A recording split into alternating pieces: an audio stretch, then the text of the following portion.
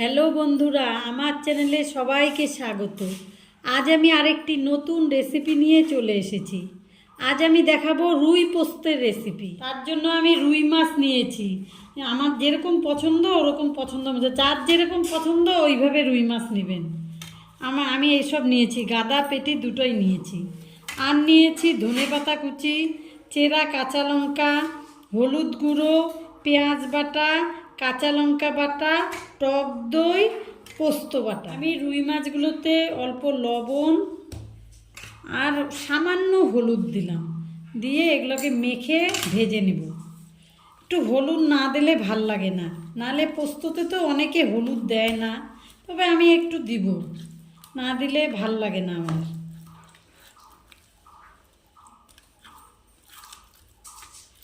এটাকে মেখে রেখে দিব 10 মিনিট। আমি গ্যাসের উপর কড়াই বসিয়ে দিয়েছি। কড়াইটা আমার গরম হয়ে গেছে, এবার সর্ষের তেল দিয়ে দেবো, মাছটাকে ভেজে নিব।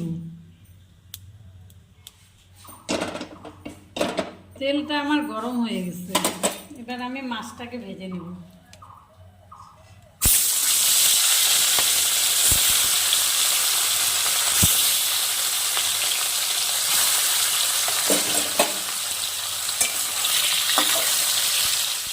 মাছটা আমার এক পাশ ভাজা হয়ে গেছে।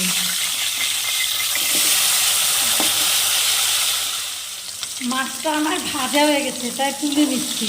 মাছটা আমার এই পাশটা কড়া ভাজা হয়ে গেছে, তাই ওই পাশটা একটু আমি হালকা ভেজেছি।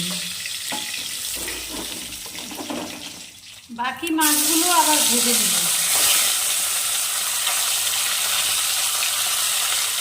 আগের মাছগুলো আমার বেশি কড়া ভাজা হয়ে গেছিলো, সেজন্য আমি এগুলো একটু হালকা ভেজে নিলাম। রুই পোস্ততে একটু হালকা ভাজাই মাছ দিতে হয়।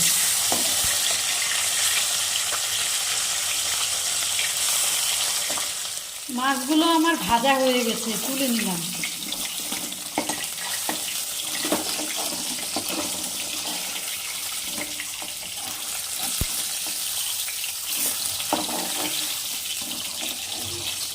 ওই মাছ ভাজার তেলের মধ্যে আমি আর অল্প তেল দিয়ে দিলাম। আমি ফোড়নে কালো জিরা ফোড়ন দিলাম।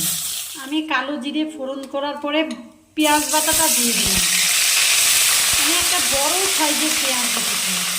পেঁয়াজটাকে আমি একটু হালকা লাল করে ভেজে নেব।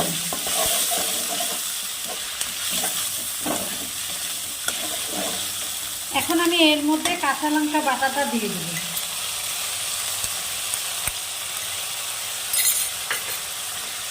দিয়ে এটাকে আমি একটু কষিয়ে নেব। আমার পেঁয়াজ আর লঙ্কা বাটাটা কষানো হয়ে গেছে, এবার আমি এখানে পোস্ত বাটাটা দিয়ে দিচ্ছি। পোস্ত বাটাটা দিয়ে আমি সামান্য অল্প কষিয়ে নেব।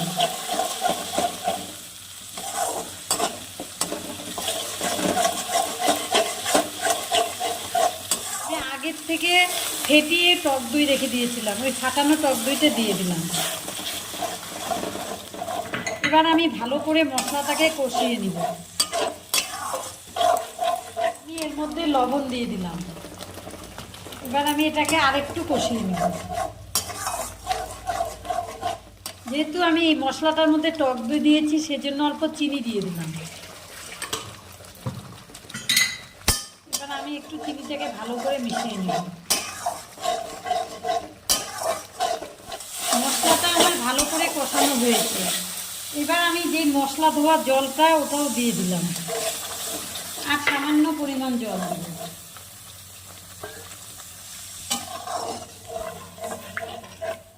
এবার আমি এই জলটার মধ্যে ওই চেরা কাঁচা লঙ্কাগুলো দিয়ে দেব। দিয়ে আমি 2-3 মিনিট এটাকে ফুটিয়ে নিয়ে মাছটা দেব।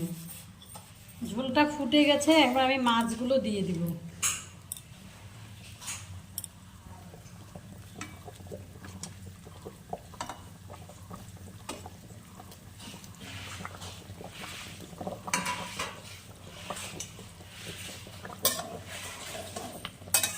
এবার আমি এটাকে 5 মিনিট ঢেকে দেব।